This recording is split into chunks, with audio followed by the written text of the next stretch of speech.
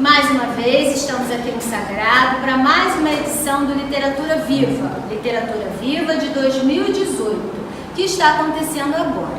Eu sou a professora Cristina Braga, estamos aqui na turma do Terceirão, 3002, e a obra em estudo é Capitães da Areia, de Jorge Amado. O grupo vai apresentar para nós Capitães da Areia, Bahia e música. Então vamos conhecer o grupo. Mim, Mariana Faria, Laura Monte, Natália Mello, Geisa Bianchi, Heloísa Zogby e Juliana Guerra. Mostrar para nós, explicar para nós agora a caracterização que eles escolheram e a ambientação que eles escolheram também. Nós trouxemos alguns instrumentos, principalmente do samba, como o violão, o pandeiro, o chocalho e o tantão. Nós viemos caracterizados com a alta da escola mesmo e com algumas notas musicais bem famosas. Trabalho, então. A Bahia é uma grande potência musical, tanto nacional quanto internacional. Na Bahia foram gerados vários gêneros musicais, como o axé, o trio elétrico, o baião e também a bossa nova. A bossa nova, por exemplo, foi criada por João, conhecido mundialmente por João Gilberto. E também temos Raul Seixas. Raul Seixas era um baiano e foi o único baiano que entrou no gênero musical do rock. E como falar da Bahia e não falar do Carnaval? O Carnaval de Salvador ele é conhecido mundialmente e é a maior festa do planeta.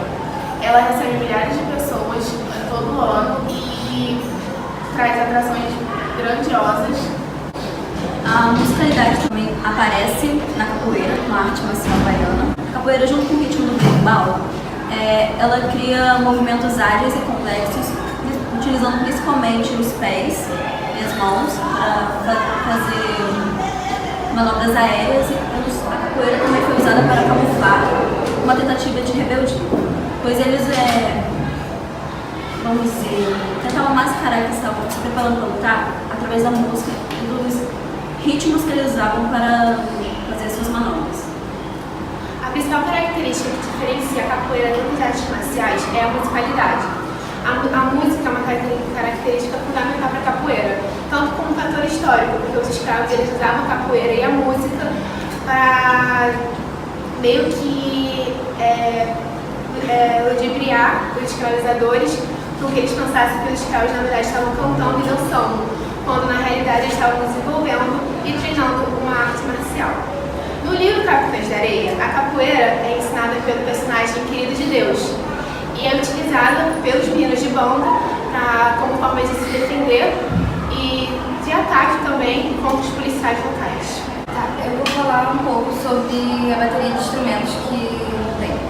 A bateria é composta por 3 bimbaus, 2 pandeiros e atabaque. Pode ser incluído ou não o agogô e o gonzá. E o pandeiro e o gonzá, ele é mais voltado para o samba. Eles são instrumentos usados quando o mulher, é usado o gonzá e o atabaque, que é representado também no livro, que tem como principal representante a Dona Ninha, que ajudava lá. Atualmente, na Bahia, o gênero musical que mais se destaca é o axé music. O termo axé, na verdade, é uma saudação religiosa usada no candomblé e na umbanda, que significa energia positiva. Já o termo music, né, uma palavra aí da língua inglesa, que foi anexada pelo jornalista Agamenon Brito, para posteriormente criar esse termo, né, que designaria esse estilo musical. Com o impulso da mídia, o axé chegou no país todo e virou uma grande indústria musical. Nós temos grandes nomes como Ivete Sangalo, Cláudia Leite, Carlinhos Brown, Chiclete com Banana, entre outros. Além do axé, o samba também é um importante destaque, né, do estilo musical do Brasil. O samba de roda ele surgiu no Brasil por volta de 1860, que foram quando os africanos chegaram aqui com sua cultura e se elogiaram por esse estilo musical. O samba de roda, historicamente, ele pode ser associado à base do samba carioca, que foi inventado depois. Esse estilo, normalmente, é o afro-brasileiro.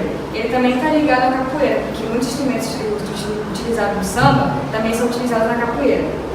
É tocado por um conjunto de instrumentos que foram sofrendo adaptações ao longo do tempo, mas tradicionalmente utiliza-se o pandeiro, o tantã, o atabaque, o chocalho, a viola, entre muitos outros instrumentos. E posteriormente também começaram a utilizar o violão na escola de samba para passar o tempo. O samba ele tem muitos representantes renomados na indústria, mas os principais, que são mais conhecidos, é Zeca Pagodinho, Dudu Nobre, Pixinguinha e Nelson Cavaquinho. Vocês mostraram a música na atualidade, né, a música baiana atual, com muita propriedade. Agora vamos nos ater um pouquinho ao livro. Vocês apresentaram a capoeira que tem a origem africana, né, e que apareceu na Bahia com muita força.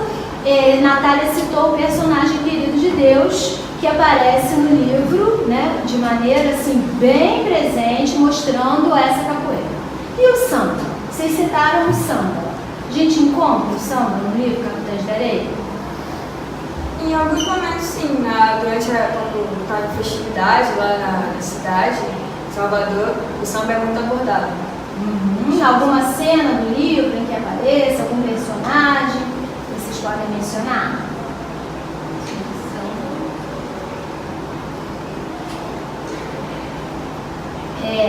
Nós temos vários capitães da areia envolvidos em rodas de samba, mas o gato é um deles. Ele se destaca por ser aquele malandro que gostava da boa vida, e ele em vários momentos do livro aparece em rodas de samba. Outro momento em que a música se faz presente no livro é quando os meninos têm a oportunidade de conhecerem um carrossel. Contem isso para nós.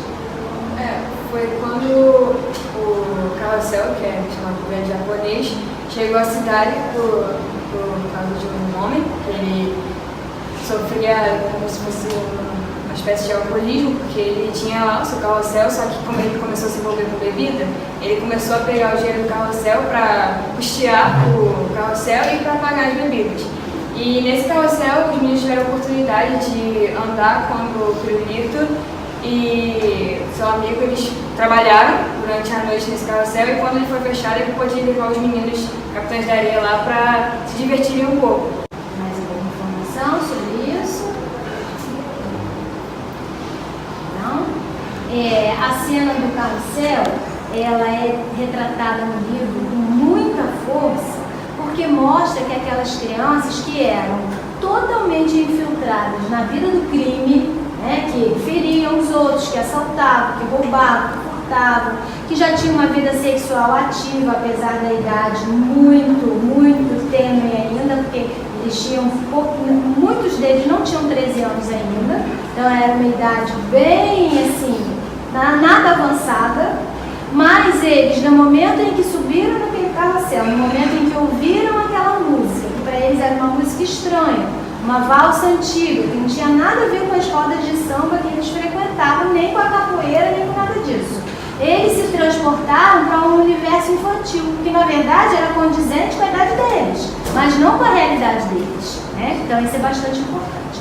E a questão do Enem? O que é que vocês escolheram? Como é que foi? A questão em si está abordada no vídeo, mas a que a gente escolheu é a música Opinião, de Zé Cat, que faz uma crítica muito forte à sociedade e à política brasileira. Ele se associou ao que estava escrito. Muito obrigada, então. Publicado em 1935. É um romance da segunda fase do modernismo brasileiro, no qual seu autor, Jorge Amado, enfatiza o regionalismo e o engajamento político e social como norteadores de sua escrita. A primeira parte do livro chama-se Cartas à Redação. Ela retrata várias cartas enviadas a um jornal e ela é imprescindível para a compreensão do texto. Ela começa relatando o personagem principal, que é o protagonista da história, E ela também nos faz entender todo o sentido da obra como um todo. Ela relata a vida dos personagens, a estrutura social e as opiniões principais dos personagens. Após a introdução, inicia-se a narrativa que gira em torno das peripécias de um grupo de meninos, que sobrevivem basicamente de furtos. Apesar de certa linearidade, a história é contada em função dos destinos de cada integrante do grupo, de forma a montar um quebra-cabeça maior. O chefe do grupo Capitães de Areia é um jovem chamado Pedro Bala, um menino de 15 anos, loiro e filho de um grevista morto a tiro no cais. Tinha ido parar na rua por volta de uns 5 anos de idade e desde jovem já se mostrava corajoso e o melhor a se tornar líder das crianças. Todavia, antes do grupo ser liderado por Pedro Bala, ele era comandado por Raimundo. Raimundo era um caboclo moreno e forte. Porém, Pedro Bala se destacou por sua característica em liderar os outros. Certo dia, Pedro Bala e Raimundo discutem. E nessa briga, Pedro Bala ganha um corte de navalha no rosto. E ele é defendido pelos outros meninos por estar desarmado. Na oportunidade de uma revanche, enquanto Raimundo está batendo em Brandão, Pedro Bala sai em defesa do menino e vence a briga contra Raimundo, se tornando assim o principal líder do grupo. Os capitães ocupavam um trapiche abandonado na praia, onde se escondiam da polícia e das pessoas que tentam levá-los à polícia. O grupo era formado por dezenas de crianças, sendo que algumas vão sendo apresentadas aos poucos durante a narrativa. Uma delas era o professor, que possuía a habilidade artística e de leitura, passando as noites lendo livros à luz de velas. Algumas vezes ele lia histórias para os outros do grupo e outras ele criava narrativas a partir do que lia. Outro personagem que acompanha a história é o Gato. Ser tido como um dos mais bonitos ali, ele foi levado ao grupo com 13 anos por Boa Vida, que se sentia atraído pela beleza do menino. Mas Gato não queria se relacionar com um parceiro, pois seu gosto era outro. Muito vaidoso, ele tentava sempre andar o mais arrumado possível dentro de sua realidade de menino de rua. Gato se apaixona por uma prostituta chamada Dalva, com qual ele vai se relacionar após ela ser abandonada por seu antigo amante. Outro personagem que merece destaque é Sem Pernas, um menino que uma vez fora pego e torturado pela polícia e por isso passou a ser um jovem amargo e que odiava tudo. Por ser manco, ele atuava no assalto de casas de famílias. Ele dizia ser um menino órfão e aleijado e por isso ganhava proteção e moradia e sua confiança. Com isso, com a confiança ganha, ele via se a casa tinha coisas de valor e se tivesse, ele contatava os meninos Capitães de Areia. Outros personagens da história são Volta Seca, menino vindo da Caatinga que se dizia afilhado de Lampião e sonhava integrar o bando desse. Pirulito, um menino de forte convicção religiosa, e o negro João Grande, que tinha o respeito dos demais do grupo por sua coragem e tamanho. Personagens também presentes estão o padre José Pedro, que procurava cuidar dos meninos da melhor forma possível, a mãe de santo Dona Ninha, que também contou com a ajuda de Pedro Bala para conseguir sua imagem de Ogum, que foi repreendida pelos guardas. Ela também cuidava muito bem deles, da melhor forma possível, de uma maneira materna. E também temos o Querido de Deus, um capoeirista que, junto com os outros dois personagens, cuidava dos meninos e também ensinou capoeira a Gato, Pedro Bala e afins. Um dia, um homem chamado Nhozinho França chega à cidade com um carrossel já desbotado pelo tempo, mas que chamava muito a atenção das crianças e de todos que passavam por ele. Volta Seca e Sem Pernas são chamados pelo homem para trabalhar nesse carrossel, vendendo ingressos e administrando o tempo das crianças que usavam os brinquedos. Os meninos conseguem fazer com que o bando vá brincar um pouco no carrossel, sem precisar pagar nada, experimentando uma alegria que antes lhe era impossível. Por alguns instantes, eles esqueceram de suas realidades duras sem família, dinheiro, que eram vistos como meros ladrões. Eram mais do que nunca crianças sob o brilho da luz do grande carrossel japonês. Em determinado tempo da narrativa, a varíola começa a infectar as pessoas da cidade e começa a assustar os moradores. Boa Vida e Almiro acabam sendo infectados. Boa Vida, ele consegue se recuperar e Almiro, infelizmente, entra em óbito. Nesse mesmo contexto, surge Dora e Zé Fuinha, cuja mãe também morreu por causa da varíola, e eles passam a integrar o bando. No início, com a entrada de Dora, alguns meninos tentaram se relacionar com ela, mas foram impedidos por João Grande, professor, e Pedro Bala. Mais tarde, Dora passa a ser vista como mãe e irmã dos meninos, menos para Pedro Bala. Ela passa a ser mais do que isso, pois se envolve amorosamente com o menino. Após um tempo, os meninos procuram ajudar Pedro Bala e conseguem retirar ele do reformatório. Logo após, eles partem para tentar ajudar Dora, porém acabam encontrando Dora muito doente. Dona Ninha acaba fazendo as rezas tentando salvá-la. A menina não resiste e acaba morrendo horas após se entregar completamente como legítima mulher de Pedro Bala. Após a morte de Dora, o grupo vai sofrendo algumas alterações. Pirulito parte com o padre José Pedro para trabalhar com ele na igreja. Sem Pernas acaba se suicidando durante uma fuga contra a polícia. E Gato vai para Ilhéus com Dalva, onde se torna o cafetão dela. Já o professor consegue entrar em contato com o homem que lhe ofereceu ajuda e tornou-se pintor no Rio de Janeiro, retratando as crianças baianas. Por fim, Volta Seca conseguiu se tornar um cangaceiro de seu padrinho Lampião. Após cometer muitas mortes e crimes, a polícia prende Volta Seca e ele é condenado a 30 anos de prisão. E cada vez mais fascinado com as histórias de seu pai sindicalista que morreu em uma greve, Pedro Bala passa a se envolver com as greves e lutas a favor do povo. Com isso, com as ideias revolucionárias e comunistas, Pedro Bala passa o comando do bando para outro menino e Observe o trecho da música Opinião, de Zé Queti, e responda a questão 35, retirada do Enem de 2010, do Caderno de Ciências Humanas e Suas Tecnologias.